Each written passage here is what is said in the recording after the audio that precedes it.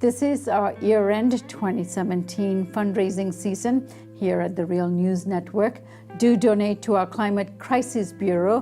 We believe that climate change is the greatest crisis facing humanity. President Trump has unveiled a national security strategy for a new era. That strategy has removed the term climate change from the list of national security threats. The first duty of our government is to serve its citizens, many of whom have been forgotten. But they are not forgotten anymore. With every decision and every action, we are now putting America first. We are rebuilding our nation, our confidence, and our standing in the world.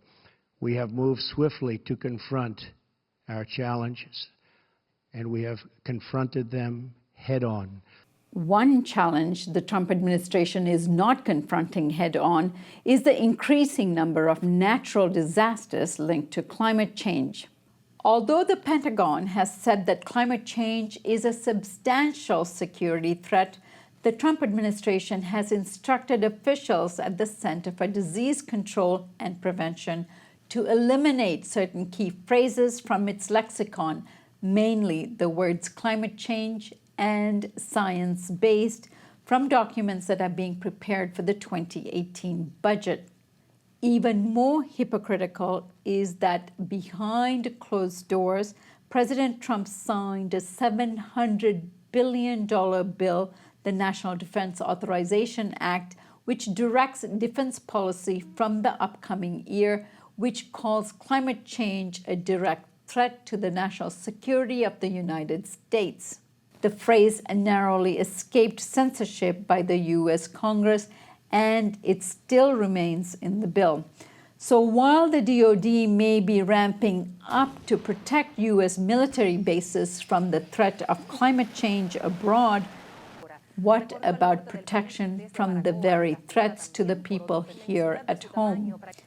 Trump has lauded his withdrawal from the Paris Climate Accord as a target to save America money from what he calls job-killing regulations.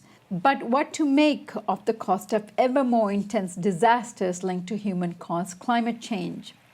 90 people were killed when Hurricane Harvey made U.S. landfall in August. It was the most expensive tropical cyclone on record, inflicting nearly $200 billion in damage, primarily from widespread flooding in the Houston metropolitan area. 3 days of rainfall amounted to 50 inches of rain in some areas of Houston. According to the World Weather Attribution Initiative, the rainfall was roughly 3 times more likely and 15% more intense because of climate change. The analysis also makes clear that along the Gulf Coast, extreme rainfall events like this one are on the rise. Separate research just published in the Journal of Geophysical Research Letters finds that climate change likely increased Harvey's rainfall by 20% and possibly as much as 38%. One of the flood's biggest dangers was the proximity of toxic chemicals from the very industry that has contributed most to climate change, the oil and gas sector. You have to remember what the area that we're talking about, the Houston Ship Channel, the largest petrochemical complex in the United States. But there are also multiple tens of Superfund sites, and then about the same number of state-designated Superfund sites. There are uncapped oil and gas wells. There's lots of chemicals on site. There were sewage treatment plants. There were all kinds of things that were flooded. There's a concern about a Superfund site right now that was flooded and has leaked dioxin into the environment. So it's a huge concern. It's overwhelming. They waived environmental laws when the crisis hit so that companies could shut down at the last minute and with no limit on what emissions. And there's still people living there that have to breathe this. While scientists are often cautious about linking single extreme weather events to climate change with certainty, climate change has been found to be a significant driver of 21 of the 27 weather disasters of 2016, the hottest year on record. 3 of them could not have happened without climate change.